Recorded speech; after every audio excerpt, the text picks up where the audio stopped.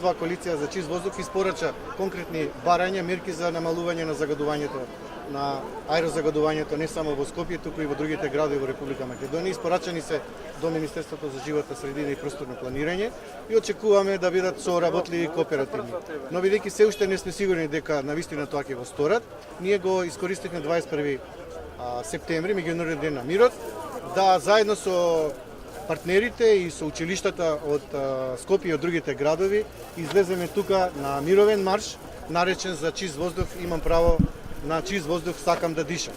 Затоа што децата се најранлива категорија, децата страдаат од загадувањето на почвата, на воздухот и на водата и сметаме дека владата на Република Македонија како најрелевантна треба да одговори соодветно на нашите барања. Нашите барања, како што нагласив, се испорачани.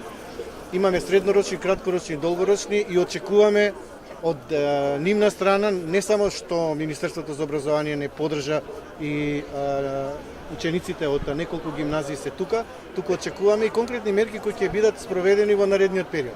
Она што сакам да нагласам дека меѓаш и О2 коалиција, ако навистина не почнат да спроведуваат одредени мерки кои ние ги имаме испорачано, ќе се јавуваме почесто на улица, затоа што само на тој начин мислиме дека ќе направиме политички притисок да сериозно не свата дека навистина доведене во прашање животот не само на децата, туку и на сите граѓани кои посебно ги чувствуваат тешкотиите во зимскиот, есенскиот и пролетниот период.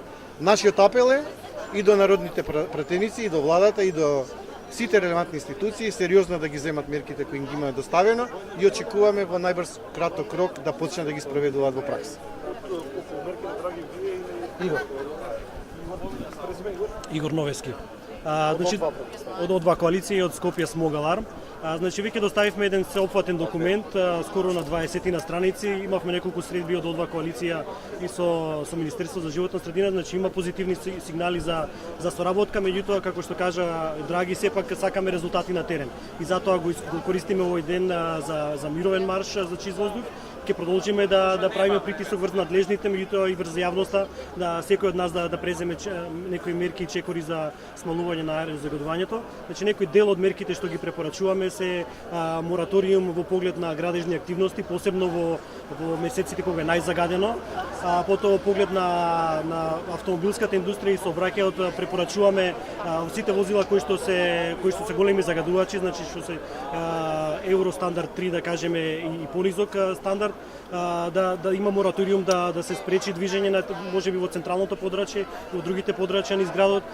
Секако тука се мерките во индустријата, значи да се направи една ревизија, да се постават филтри на најжешките точки низ Македонија, како што знаеме во Тетово, во Битола, во Скопје.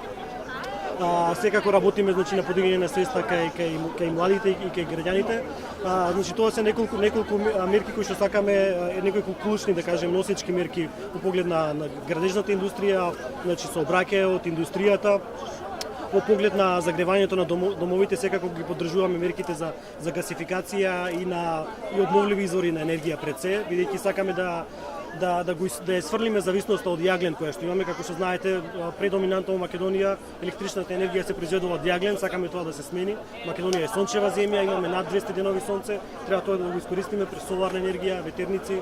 Значи, тоа се вака изгледаат лесно кога ќе ги кажеш, меѓутоа тоа треба многу макотрпна работа, многу труд и веруваме дека и инсистираме оваа влада да ги преземе сериозно, да ги свати нашите препораки и нашите заложби и да го сработи сето ова и да видиме конкретни резултати.